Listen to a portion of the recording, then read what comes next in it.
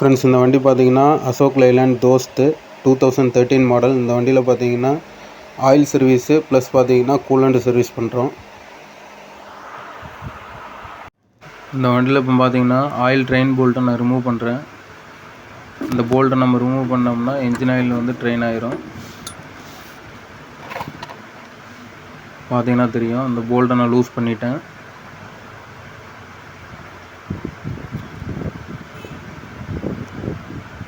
Oil வந்து நம்மளுக்கு ஃபுல்லாக கீழே ட்ரெயின் ஆனோன்னா தான் அந்த போல்ட் நம்ம வந்து இன்ஸ்டால் பண்ணணும். நம்ம ரொம்பவும் ட்ரெயின் பண்ணக்கூடாது, ஏன்னா என்ஜினில் ஆயில் ஓல்டு ஆயில் கொஞ்சம் இருக்கும்.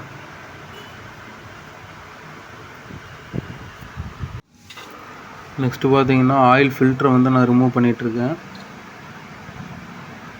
எப்போவுமே ஆயில் சர்வீஸ் பண்ணும்போது ஆயில் ஃபில்டரை சேஞ்ச் பண்ணிடணும்.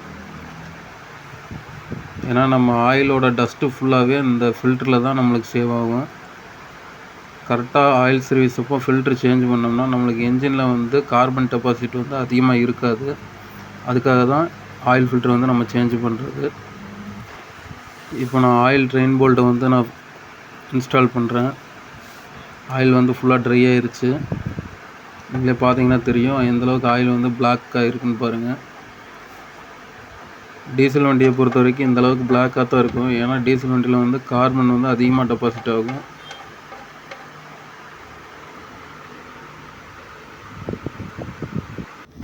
இப்போ ஆயில் ட்ரெயின் போல்ட்டை வந்து நான் ஃபுல் டைட் பண்ணுறேன். இது ஒரு லெவலுக்கு தான் டைட் பண்ணணும், இல்லைன்னா போல்ட் வந்து அதுலேயே கட் ஆகிரும்.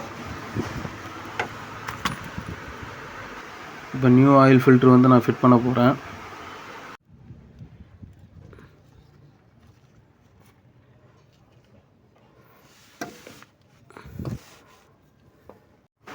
இப்போ ஆயில் ஃபில்டரை வந்து நான் டைட் பண்ணிகிட்ருக்கேன். ஆயில் ஃபில்டரை பொறுத்த வரைக்கும் நீங்கள் பார்த்தீங்கன்னா ஃபுல் டைட் பண்ணவே கூடாது. ஏன்னா ஃபுல் டைட் நீங்கள் பண்ணிங்க அப்படின்னா ஓரிங் வந்து கட் ஆகிரும். ஒரு மீடியம் டைட் இருக்குது, அதுக்காக நம்ம ரொம்ப லூஸாகவும் வைக்கக்கூடாது. இப்போ நான் ஆயில் ஃபில்டர் நான் டைட் பண்ணிட்டேன். இப்போது என்ஜின் ஆயில் வந்து கேஸ்ட்ராலில் தான் வாங்கியிருக்கு. இந்த என்ஜினோட ஆயில் கெப்பாசிட்டி பார்த்தீங்கன்னா 4 லிட்ரு. நம்ம என்ஜின் ஆயில் வந்து நம்ம ஊற்றிடலாம்.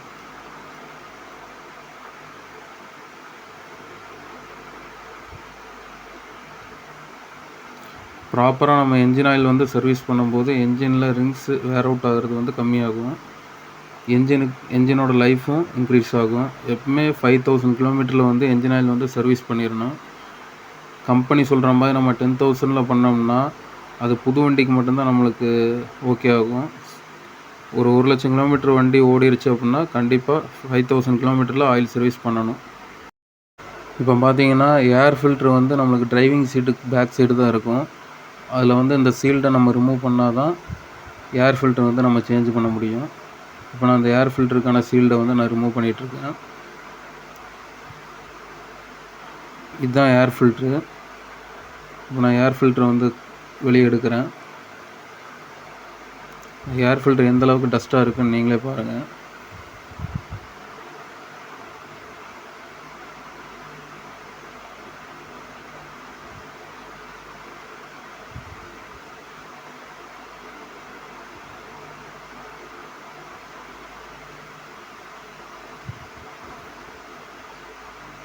இப்போ ஏர் ஃபில்டர் நான் வெளியே எடுத்துட்டேன். நியூ ஏர் ஃபில்டருக்கும் அந்த ஓல்டு ஏர் ஃபில்டரும் எந்த அளவுக்கு கண்டிஷனில் இருக்குதுன்னு பாருங்கள். இப்போ நியூ ஏர் ஃபில்டரை வந்து நான் உள்ள ஃபில்டருக்குள்ளே இன்ஸ்டால் பண்ணுறேன்.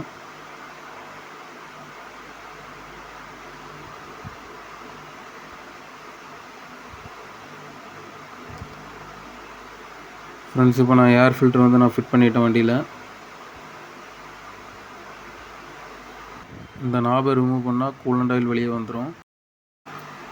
ஃப்ரெண்ட்ஸ், இப்போ பார்த்தீங்கன்னா நான் அந்த வண்டிக்கு கூலண்ட் ஆயில் வந்து லோட் பண்ணுறேன்.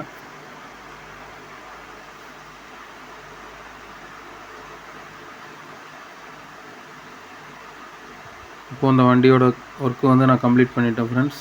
நெக்ஸ்ட் வீடியோவில் பார்க்கலாம். பாய்.